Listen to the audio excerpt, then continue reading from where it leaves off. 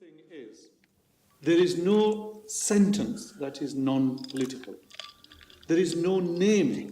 When at the moment we choose a man or a woman, that's a political decision. We give them a name, we are giving them a culture. We give them a culture, we're giving them a history. Now, it's not possible to be an ostrich. Those who say, we don't want anything to do with it, they're political writers.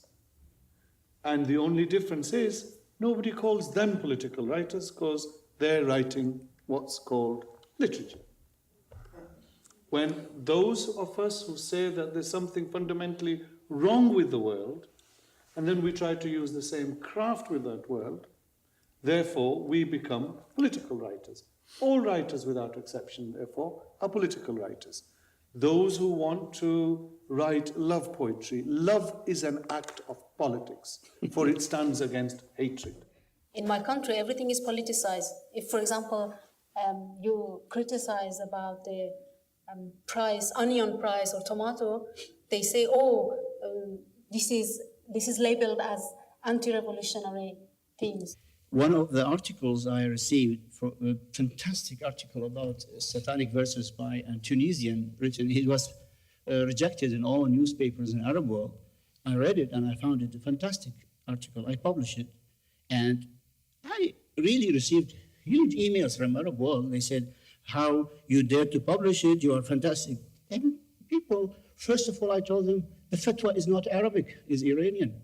I'm not Iranian. Khomeini is not my president. So why we are doing all the story about Arab world, Islam? It's not Islam. Fatwa is not Islamic. If we want to write a poetry of love, how wonderful your eyes are, how wonderful your hair is, and your home is being bombed, then that becomes an act of treachery to those who get bombed. I remember in poetry in school, teachers used to say that this is a symbol of God, this is a symbol of Imam, this is a symbol of... and if they even talking about love, true love, and describe like the lips of my love like this, the hand is like that, so they say, no, this is an example of God and this kind of thing. So in my country, everything is politics.